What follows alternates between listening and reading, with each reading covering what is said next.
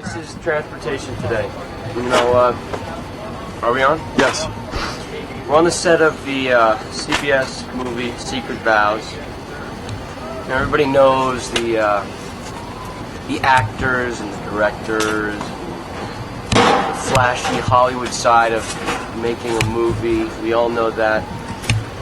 But there's something that a lot of people don't realize.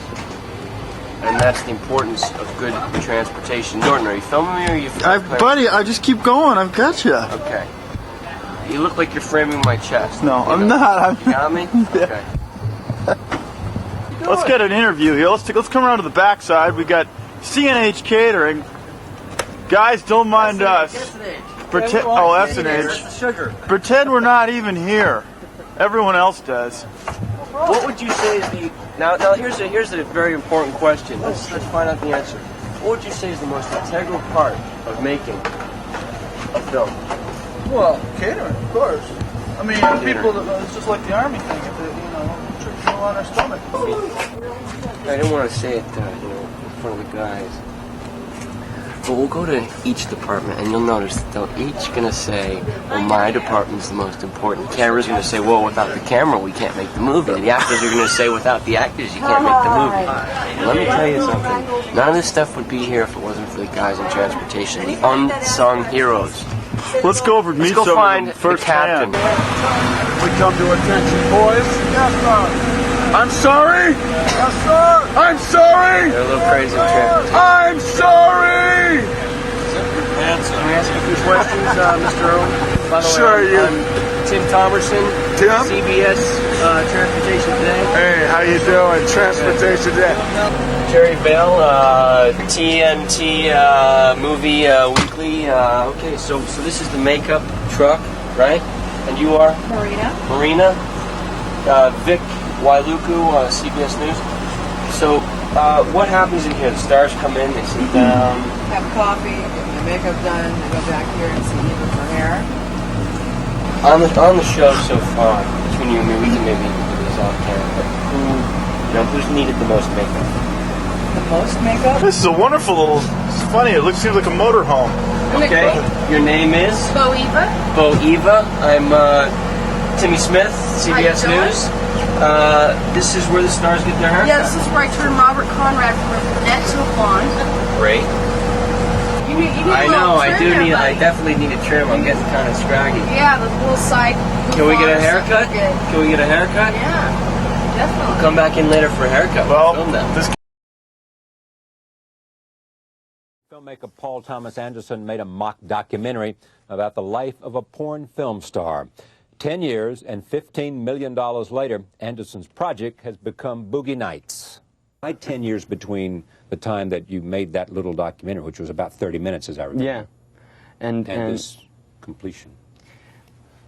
I don't know. I just I kept playing with it, I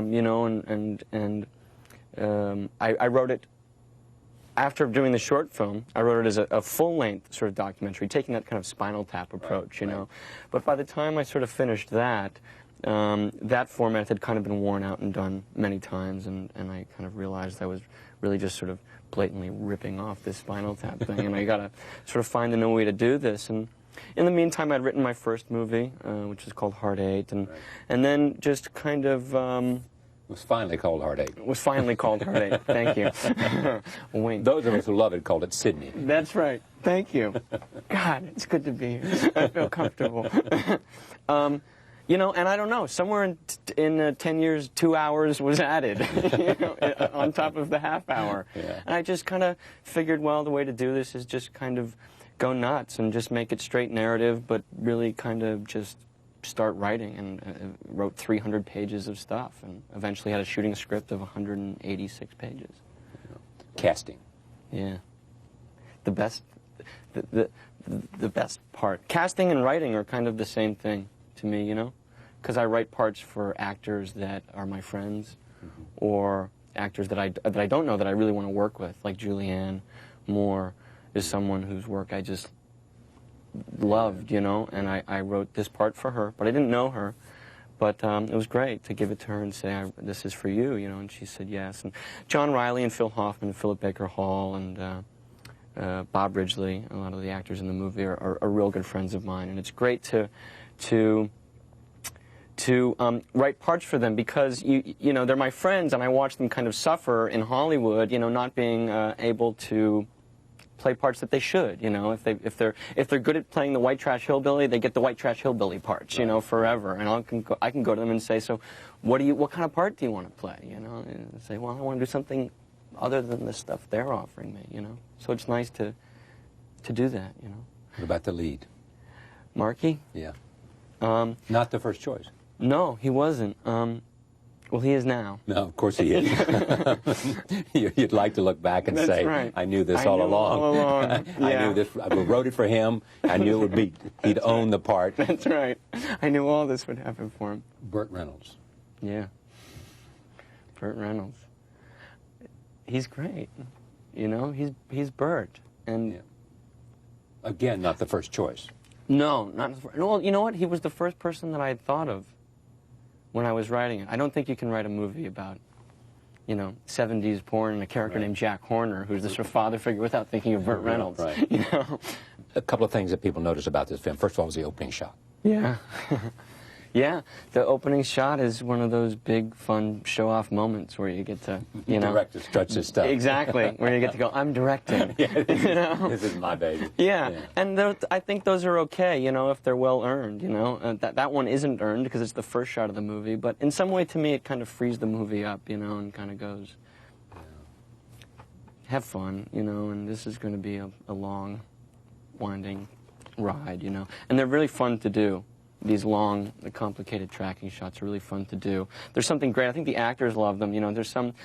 Movie acting is so sort of pieced up and chopped up, you know, that they don't really get a chance. Very rarely is action called, like kind of like being on stage. Action is called, you know, the curtain comes up and like 3 or 4 minutes later their scene happens, you know, which is kind of fun for them, you know, to really act something through and let it breathe and let it happen. I read somewhere that the films you love, Nashville, Yeah. Robert Altman, Yeah.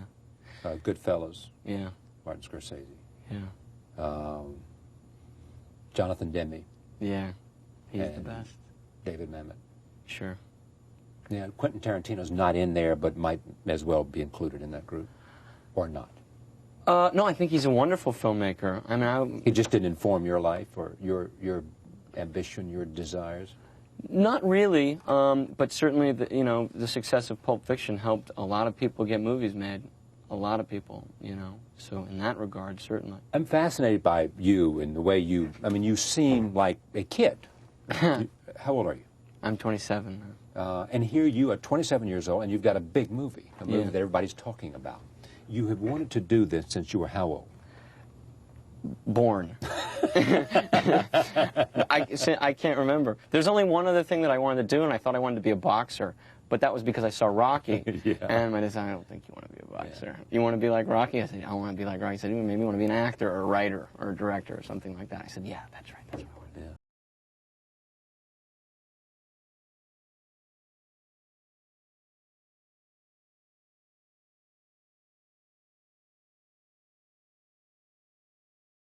I found that I couldn't write in the chaos of Boogie Nights coming out. I mean, I just couldn't. I think I just wanted to make another movie right away because I was scared about expectations. And I thought I could cut them off at the pass if I just went right away and made another one. And as it started to die out, I started to write. So anyway, I wrote for 8 months. And the reality is that the majority of the writing really happened in the last 2 weeks. I went to Bill Macy's cabin in Vermont for a week, which is the middle of fucking nowhere. And that was really fantastic. And there was a snake outside the cabin. So, and this is true, I was really scared to leave. So it really kept me in the cabin for 1 week. And I wrote, I just wrote. And I mean, it was really like ironing. Richard LaGravenese has always described sort of writing as like, if you're ironing a shirt, you go a little bit and then you go a little bit more, you know, over the same section again, but down a little bit more and then down a little bit more. And that's kind of what it was like. And in those 2 weeks, it was just like, if I'm probably more, I'm more nervous about directing this movie than than Sydney or Boogie Nights, because I can just feel the sort of just little precarious balancing of scenes and how long they are, and I'm not articulating this very well, but I'm very nervous as a director on this movie, really. Yeah, it's rain stopped, frogs start, frogs end. There's no. I like that. By this point, Well, give me a date. it would just be, Paul, Yeah. we were talking about that you were saying in Earl's house, you wanted maybe the clip of the game show, Yeah. Let me if we could do it. What they're saying is by this date we're in Earl's house, it's going to be raw wood. Yeah. I wish I could shoot the game show first. And right now I'll shoot the game show third. Because what I'll do is I'll do Frank's section, because I gotta get Tom out. And I also have to get Julianne out, because she's going to London to do a movie. But it works well, and it would have happened anyway, because Frank's story blends into Earl's story, which of course blends into the Earl Phil story, which blends into Linda. So I'll be able to keep that completely in order. Frank's stuff will be all in order. It'll lead us into Earl's house, where Earl and Phil will start with their last 3 scenes, but they're very sort of calm and silent, so I think it's okay for them. And then I'll backtrack and start the Earl-Linda stuff and go Earl's house in order and take us up to Linda's, do 3 days of Linda's meltdown. So I'll be doing the characters kind of out of order in terms of who sort of comes into the movie first and this kind of thing. But once I'm in their stories, I'll be doing them in order. How the fuck do I start doing this? What are we doing? Okay, so I'm gonna watch my language from now on, kids, okay? I'm gonna try and stop. And we're actually gonna shoot a live video game show. Do you know what I mean? Not the movie camera. You know what I mean? But like what the real What Do Kids Know program would be seeing. So we do a whole day rehearsals with our lighting cues and the What Do Kids Know stuff, and your panel turns, and it's like the kids, da da da da da, the adults, da da da da da, and we're gonna just rehearse it and then shoot it on videotape, right? Once we get that done, then we start doing the movie sections of it, the real 35mm stuff, where it's like, okay, there's all these close-ups over here of Stanley, Richard, and Julia, and there's this stuff of the adults and Jimmy's stuff, right? So that's kind of how we're going to do it. But to do that, I need to write the game show as a whole. Kids in the lead. Everything is moving on Friday night, other than probably wardrobe. Or improv also, if possible. We'll talk. It's all to do with we're not having drivers working on Monday because we basically, all the crew, and this is, if you work it and you don't ask me, I'm not fucking paying it, are not working on Monday. The reason being is we're shooting Saturday, which is the 5th day, and we're also shooting a 6th day. And I don't want to get into something where you're coming to me saying it's the 7th day. So it's crucial that next Monday, everyone's off, unless it truly is approved by me. We know about you, obviously, from a rigging point of view. Let's make a movie. No, I mean, is there anything else that... I mean, is there other questions? Because this is obviously the last meeting we're going to have before... Quiet, please. So this is the first shot of this movie that I think we should all unashamedly try and make a great movie. And don't apologize. Let's just try and make a really, really, really fantastic movie. Because there's no shame in that. Okay? Okay. Great. So we'll just do this. Ready? Okay. Everybody's going on action, right, Adam? This is 165. 165.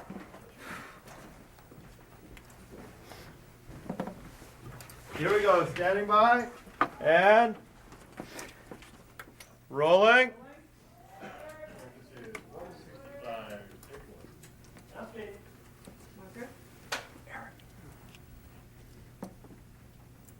Ready? And action!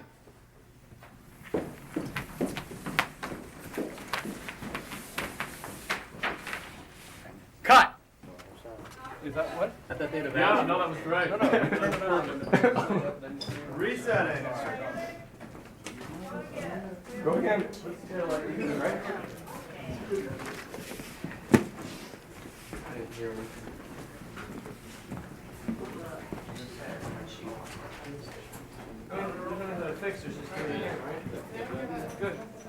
First he was saying that he'd written, he was going to do something really fast. He wanted to get a group of friends together and he was going to write something. We were just going to knock it off, like do it really, really fast, and just, you know, a bunch of people and people in the valley, and it was just going to go, you know, bang, bang, bang.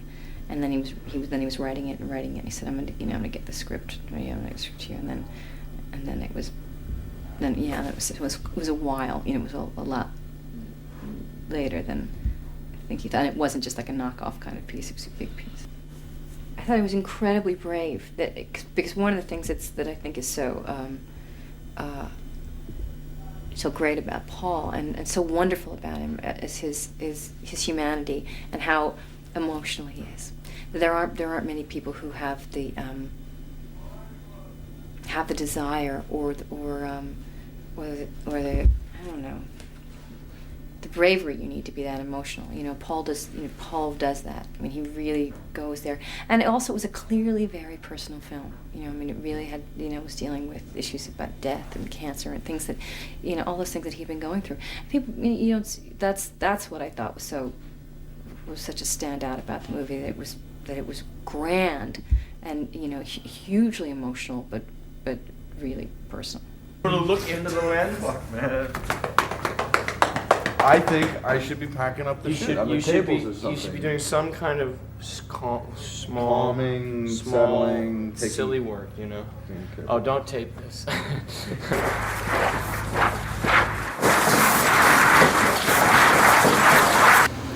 So have you done a projection to see how far over budget you're going to go? Yeah. What do you got so far? $500,000. I mean, on film. Yeah. Film could be $500,000. Well, that's not so bad, is it? Really? I'm telling you that, Nick. 2 shots fired. 2 shots fired. I'm sorry. So it's a recreation of what we did yesterday, everybody. I really screwed up yesterday and missed a little beat, so we gotta get it again. Let's pull that down. Dad, what the heck is going on? Yeah, say it again, Dad. Did you get his money, Dad? Be quiet. We gotta get his money and go. Stay Did you quiet. get his money? No. Come on, Dad. Be quiet and be quiet now. Just give me your money. Hey! Alright. Fuck, man. It's okay. It'll be good. Okay. That was good. Wait. I'm gonna go for it. I can get it. I know I can.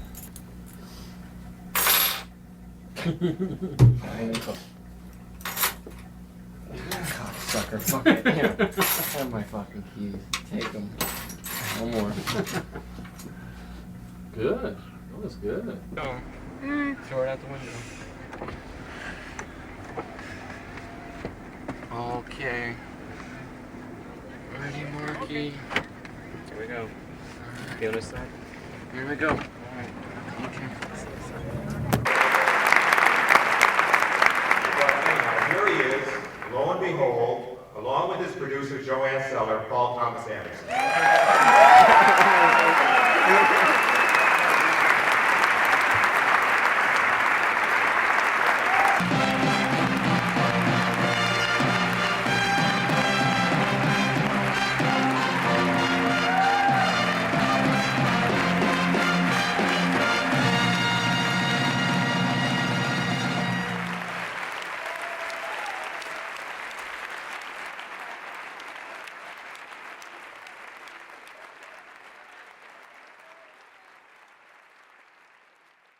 Almost everything here. So you get a call from him, or you're somebody. Yes. Now, do you want to work with him? Well, here's what happened. Paul called and asked to come and hang out. We were shooting Little Nicky at the time, another movie, and Paul comes over, hangs out with me we hung out for like 5 hours, say, and he just talked about some of the stuff I've done in the past, and he's a Saturday Night Live fan, so we talked about that stuff. And I just thought he was a great guy. And I loved Boogie Nights. And then a week later, Magnolia came out, and I saw that movie, and I was like, well, this guy knows what he's doing. He's pretty damn good, isn't he? He said he wanted to work together and do a movie together, and I was just excited, and he went to work. Tell me what this movie is about and why. It's about getting in tune. It's a love story between Adam and Emily. Right. About a guy with 7 sisters. Right. With 4 blonde crazy brothers coming after him, and it's just about getting in tune and finding your music, I think. That's what it is? What would you add to that? It's, love, loneliness, becoming happy with yourself and comfortable with yourself, and trying to lose some insecurities and growing up. Getting out of your house. Getting out of your house. Right. Did you want to change after Magnolia? I mean, did you say basically, look, I just did some very heavy film with a lot of heavy talent. You know, let me go in a different direction with someone who has a different kind of temperament. Completely. And I think I was also in a good mood. You know, you sort of follow. Right. You always want to get away from where you were last. Your just instinct is always like, I want to go left. You know, I can't stand any more cancer. I can't stand any more sadness. I've got to. And it was funny because at the time that I was finishing up the editing, like the chicken noodle soup to that was Adam's movies, and just kind of really being consumed like, I want a piece of that, and I want to learn how to do that because. You don't want to repeat yourself. You always want to keep moving forward. Sure. And I think I just was in a good mood. Can you elaborate on your attitude towards him as an actor then? I love him. I absolutely think he's the greatest. And that's really it. I just absolutely fell in love with him when I saw Saturday Night Live, and I love his movies, and I loved watching him, and really just made me laugh. And he walks very funny, and his head is kind of funny, and his ear is a little bit funny. That's right. And I haven't seen you naked, but that might be funny too. I wanted to ask you all, this is such a wonderful romance, I wanted to ask Paul, you and the 3 actors as well, what is your favorite romance? And then also conversely, what do you think the sexiest movie ever made is?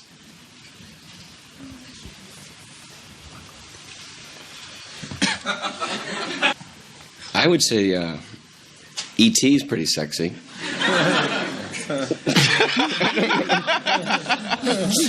Is that what the valley does to you?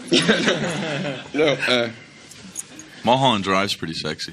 Oh, Phil. I think it is. It's great. You like that, don't you? I think it's Hi, Nick Ransom, Scriptwriter Magazine in the UK. Question for Paul and Adam. Comedians are notorious for their improvisational abilities. Could you just talk, both Adam and Paul, about how the script maybe deviates or doesn't deviate from the shooting script to the finished product? And sort of how you found a way of working from off the script and with Adam's obvious improvisational skills? Yeah, you know, I honest to God, it was like it's really sort of hard to remember how much we actually improvised and how much was written. I mean, a lot of it's written, but then we just kind of wing some things here and there, and maybe. Paul did a lot of improvising on the set also when there was actually scenes that we just that day or right a few minutes before shooting, Paul rewrote it, and you know, I'd say 99% of the movie is Paul's work. I didn't add DJ Justice. Yeah, just stuff in the restaurant, but that was because Paul told me to do something like that. Yeah, there'd be times where I'd written something, but I'd just say, like maybe the scene in the restaurant when they're on the date, where it was just all just a little too kind of written. So it was like, well, just remember some of the things that were in here, but throw it out the window and just make it up a bit, you know.